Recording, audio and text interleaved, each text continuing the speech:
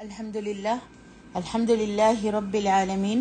الحمد لله الذي أرسل رسوله بالهدى ودين الحق ليظهره على الدين كله وأنزل أشرف كتبه إليه زيادة لقوله ووصله وأكمل تشريفه لديه بإعطائه جوامع الكلم وخواتم الحكم.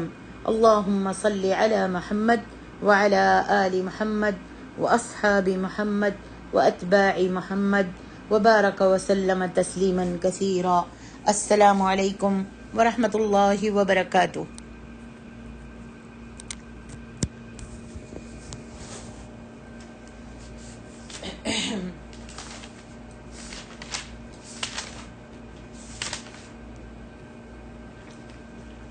پچیسویں سپارے کی باقی دو صورتیں جو ہم آج پوری کریں گے، سورۃ الدخان اور سورۃ الجاثیہ. سورۃ الدخان سے شروع کرتے ہیں. سورۃ الدخان میں اللہ تعالیٰ لیلۃ القدر کے حوالے سے فرماتے ہیں اِنَّا أَنزَلْنَاهُ فِي لَيْلَةٍ مُبَارَكَةٍ إِنَّا كُنَّا مُنذِرِينَ. یقیناً ہم نے اس قرآن کو نازل کیا ہے ایک مبارک رات میں. اس کا تفصیلی جو مضمون ہے وہ سورۃ القدر میں 30ویں سپارے میں آتا ہے. یہاں پر یہ خاص بات جو اللہ تعالیٰ نے بیان کی ہے وہ اس سورت کی 4 آیت میں ہے. فرمایا فیہا یفرق کل امر حکیم. اس رات میں تمام پرحکمت امور کے فیصلے صادر کیے جاتے ہیں. یعنی کہ جہاں یہ لیلۃ القدر کی بہت زیادہ فضیلت بیان ہوئی ہے کہ اس رات کی عبادت کئی سالوں کی عبادت کے برابر ہے، اور وہ رات جو ہے بہت بابرکت رات ہے، دعائیں بھی قبول ہوتی ہیں. وہاں ایک اہم بات یہ ہے کہ اس رات میں انسانوں کی تقدیر کے حوالے سے تمام امور جو بھی حکمت والے ہوں گے ان کے فیصلے اس رات لیلۃ القدر میں کیے جاتے ہیں. اور اگر اس حدیث کو بھی اپنی آنکھوں کے سامنے رکھا جائے کہ دعا تقدیر کو بدل دیتی ہے، تو پھر اس رات کو ہمیں چاہیے کہ ہم تلاش کریں اور دعائیں کریں اور اللہ سے یہ امید رکھیں کہ وہ ہماری دعاؤں کو قبول کریں گے اور ہمارے حال پر رحم کریں گے. تو یقیناً اس رات کے اندر انسان اپنی تقدیر بدل سکتا ہے اللہ کے حکم سے. یعنی کہ سال بھر کے امور کے فیصلے اس رات میں صادر کیے. مفسرین کا کہنا ہے وہ فیصلہ فرشتوں کے حوالے کر دیے جاتے ہیں، فیصلے فرشتوں کے حوالے کر دیے جاتے ہیں کہ اس سال یہ کام ہوں گے. اس کے آگے سورۃ الدخان میں جہنم کے حوالے سے اور آخرت کے حوالے سے بہت تفصیل سے بیان ہوا ہے. بہت سخت قسم کا اللہ سبحانہ و تعالیٰ نے نقشہ کھینچا ہے. فرمایا وما خلقنا السماوات والارض وما بینہما لاعبین. ہم نے جو کچھ آسمان اور زمین کے درمیان میں بنایا ہے یہ کھیل تماشے کے لیے نہیں بنایا. ما خلقناہم الا بالحق ولکن اکثرہم لا یعلمون. ہم نے اسے حق اور سچ کے ساتھ ہی بنایا ہے لیکن بہت سارے لوگ اس کا یقین اور علم نہیں رکھتے. ان یوم الفصل میقاتہم اجمعین. یقیناً فیصلے کا دن ان سب کا معین ہے، مقرر ہے. یوم لا یغنی مولا عن مولا شیئا ولا هم ینصرون. جس دن کوئی دوست کسی دوست کے کچھ بھی کام نہیں آ سکے گا اور نہ ہی ان کی کوئی مدد کی جا سکے گی. الا من رحم اللہ، سوائے اس کے جس پر اللہ تعالی رحم فرما دے. انہ هو العزیز الرحیم. یقیناً وہی اللہ سبحانہ و تعالی بہت زبردست اور رحم کرنے والا ہے. ان شجرۃ الزقوم، بے شک زقوم کا درخت، طعام الاثیم، گناہ گاروں کا کھانا ہے. کالمہل یغلی فی البطون، پگھلے ہوئے تانبے کی طرح کھولے گا پیٹوں کی آنتوں میں. یعنی جہنمیوں کا جو کھانا ہوگا وہ زقوم کے درخت کا ہوگا جو کہ پگھلے ہوئے تانبے کی طرح کھولے گا جیسے کہ گرم پانی کھولتا ہے. کغلی الحمیم، کھولتا ہوا گرم پانی، ابلتا ہوا خذوہ فاعتلوہ الی سواء الجحیم، پھر کہا جائے گا پکڑو اسے اور دھکیلتے ہوئے لے جاؤ اسے جہنم کے عذاب میں.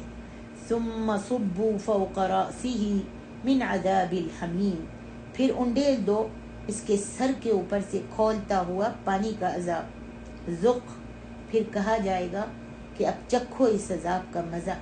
انک انت العزیز الکریم، تم بہت معزز مکرم بنتے تھے دنیا کے اندر، بڑے کہلاتے تھے، طاقتور بنے پھرتے تھے، میں کرتے تھے، میرے جیسا کوئی نہیں، میرے برابر کوئی نہیں، میں مالدار ہوں، میں حسب نسب والا ہوں، میں گوری چمڑی والا ہوں، میں بیٹوں کا باپ ہوں، بیٹوں کی ماں ہوں.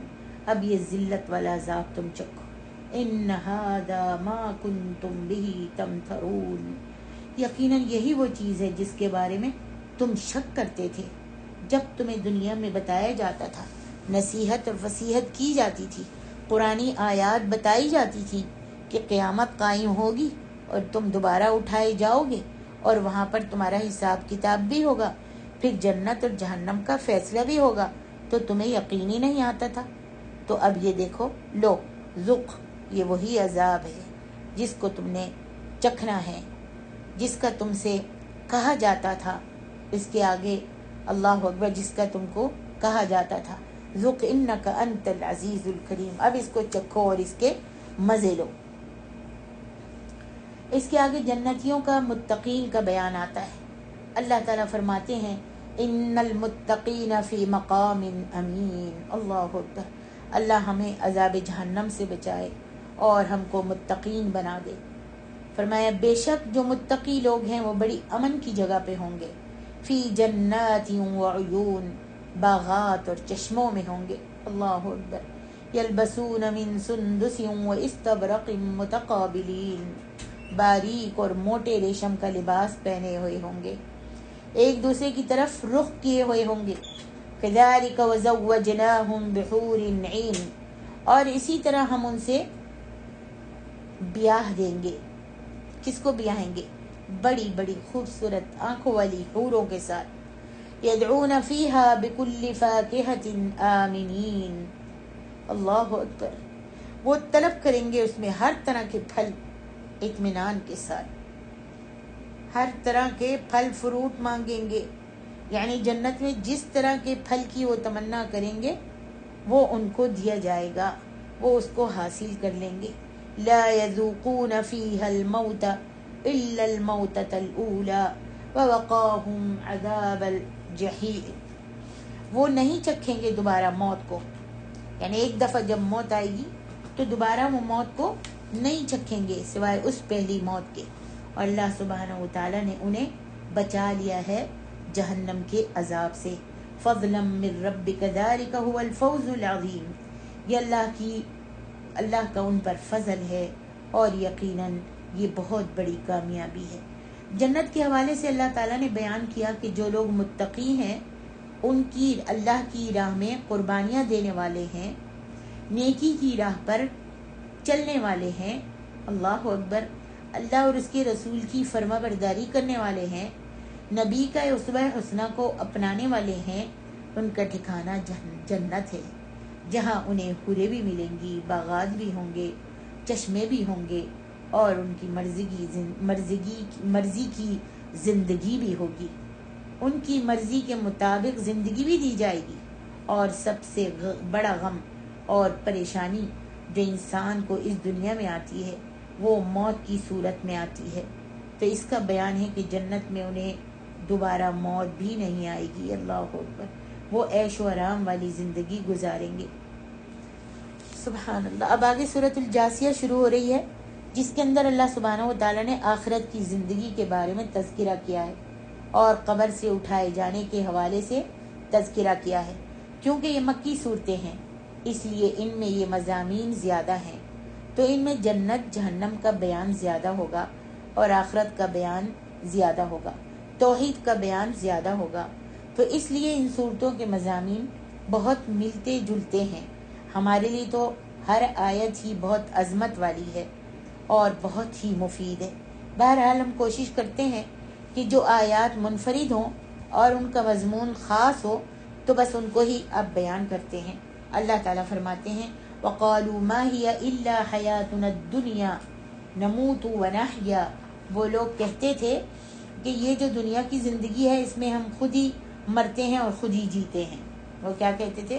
دنیا کی زندگی میں ہم خود مرتے ہیں اور خود ہی جیتے ہیں۔ وَمَا يُهْلِكُنَا إِلَّا الدَّهْرُ، اور گردش زمانے کی وجہ سے ہم ہلاک ہو جاتے ہیں، اور ہمیں خدا کی ذات یا کوئی اور ذات نہیں مارتی، یہ ان کا عقیدہ تھا، اور نہ ہی ہمیں دوبارہ مرنے کے بعد اٹھایا جائے گا۔ اور کہتے ہیں کہ جیسے انسان بوڑھا ہوتا ہے تو اپنی زندگی گزار کے چلا جاتا ہے تو اس کی موت آ جاتی ہے اور وہ مر جاتا ہے۔ وَمَا لَهُم بِذَلِكَ مِنْ عِلْمٍ إِنْ هُمْ إِلَّا يَظُنُّونَ، حالانکہ ان کے پاس ان باتوں کے بارے میں کوئی علم نہیں ہے، وہ تو بس ایویں ہی اپنے گمان سے کام لے رہے ہیں، ایسے ہی اپنی طرف سے الٹی سیدھی باتیں کرتے ہیں۔ فرمایا وَإِذَا تُتْلَى عَلَيْهِمْ آيَاتُنَا بَيِّنَاتٍ، اور جب ان پر تلاوت کی جاتی ہیں ہماری واضح آیات، مَا كَانَ حُجَّتُهُمْ، تو ان کے پاس کوئی دلیل نہیں ہوتی سوائے اس کے کہ وہ کہنے لگتے ہیں إِلَّا أَن قَالُوا ائْتُوا بِآبَائِنَا إِن كُنتُمْ صَادِقِينَ، کہنے لگتے ہیں کہ اگر تم سچے ہو تو پھر زندہ کر کے ہمارے آباء و اجداد کو، ہمارے باپ دادا کو واپس لاؤ۔ قُلِ اللَّهُ يُحْيِيكُمْ ثُمَّ يُمِيتُكُمْ، اے اللہ کے رسول صلی اللہ علیہ وسلم آپ کہہ دیجئے کہ اللہ ہی تمہیں زندہ کرتا ہے اور وہی تمہیں موت دیتا ہے۔ یعنی کہ یہ رسول اللہ کا تو دعویٰ نہیں ہے کہ وہ خود کسی کو زندہ کرتے ہیں، یہ تو رسول نے نہیں کہا کہ وہ زندہ کرتے ہیں اور وہ مارتے ہیں، بلکہ یہ تو اللہ تعالیٰ کا کام ہے زندہ کرنا اور مردے کو مارنا، یہ سب کچھ کس کا کام ہے؟ قُلِ اللَّهُ يُحْيِيكُمْ ثُمَّ يُمِيتُكُمْ، یہ تو تمہارے اللہ کا کام ہے کہ وہ زندہ کرتا ہے اور وہی مردے کو زندہ کرے گا اور زندے کو مردہ کر دیتا ہے۔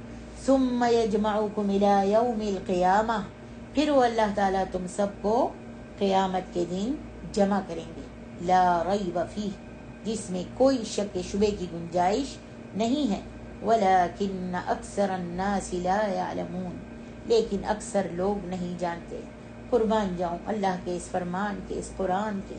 فرمایا وَلِلَّهِ مُلْكُ السَّمَاوَاتِ وَالْأَرْضِ، اور اللہ ہی کے لیے ہے زمین اور آسمان کی بادشاہی۔ وَيَوْمَ تَقُومُ السَّاعَةُ يَوْمَئِذٍ يَخْسَرُ الْمُبْطِلُونَ، اور جس دن قیامت قائم ہوگی اس دن جھٹلانے والے لوگ بڑے خسارے میں ہوں گے، یعنی وہ لوگ جو آخرت پر، جنت اور جہنم پر یقین نہیں رکھتے، قیامت والے دن وہ بڑے خسارے میں ہوں گے۔ فرمایا وَتَرَى كُلَّ أُمَّةٍ جَاثِيَةٍ، اور تم دیکھو گے کہ ہر امت گھٹنے کے بل پڑی ہوئی ہوگی، اللہ اکبر، اور تم دیکھو گے کہ ہر امت گھٹنے کے بل گری ہوئی ہوگی، اور یہ بہت سخت آیات ہیں۔ سب قومیں اس دن گھٹنوں کے بل پڑی ہوئی ہوں گی، گری ہوئی ہوں گی۔ کل امت تدعا الی کتابها، ہر امت کو اس کے اعمال نامے کے ساتھ بلایا جائے گا، ہر امت کو اس کے اعمال نامے کے ساتھ بلایا جائے گا۔ الیوم تجزون ما کنتم تعملون، آج تمہیں ان اعمال کا بدلہ دیا جائے گا جو اعمال تم اپنی دنیا میں کرتے رہے ہو۔ ھذا کتابنا ینطق علیکم بالحق، یاد کر لیجیے اس آیت کو، ھذا کتابنا ینطق علیکم بالحق، ھذا کتابنا، جو تمہارے کندھوں پر فرشتے بیٹھے ہیں وہ تمہاری کتابوں کو لکھ رہے ہیں اعمال نامہ۔ ھذا کتابنا ینطق علیکم بالحق، یہ ہمارا تیار کردہ اعمال نامہ ہے جو تمہارے فرشتے تمہارے کندھوں پر صبح شام لکھتے رہے، جو تم پر حق کے ساتھ گواہی دے گا، یہ تمہارا اعمال نامہ خود گواہی دے گا۔ انا کنا نستنسخ ما کنتم تعملون، جو کچھ بھی تم کیا کرتے تھے ہم اسے لکھواتے جا رہے تھے۔ یہ بہت خطرناک معاملہ ہے، یاد رکھیے کہ ہم جو بھی کچھ کر رہے ہیں اللہ تعالیٰ ان کو لکھتے چلے جا رہے ہیں، لکھواتے چلے جا رہے ہیں۔ آپ ایسا سمجھ لیجئے کہ اللہ تعالیٰ سب ریکارڈ کرتا جا رہا ہے، یہ ریکارڈ ہو رہا ہے، اب چاہے وہ فوٹو کی صورت میں ہو، چاہے ویڈیو کی صورت میں ہو، یا چاہے لکھنے کی صورت میں ہو، جیسے بھی ہو یہ سب ریکارڈ ہو رہا ہے. پھر قیامت کے دن یہ ہمارے سامنے ریکارڈنگ چلا دی جائے گی، یہ ویڈیو چلا دی جائے گی. اللہ تعالی ہمارا حساب کرے گا. دعا کیجئے کہ اللہ ہمارا حساب کتاب آسان کر دے اور ہمیں بخش دے، ہمیں معاف فرما دے، کیونکہ ہم اس قابل ہی نہیں ہیں کہ اللہ کے سامنے کھڑے ہو کر اپنا حساب کتاب دے سکیں. اللہ تعالیٰ کی نعمتیں اتنی زیادہ ہیں کہ ہم ان میں سے کسی ایک کا بھی حق ادا نہیں کر سکتے.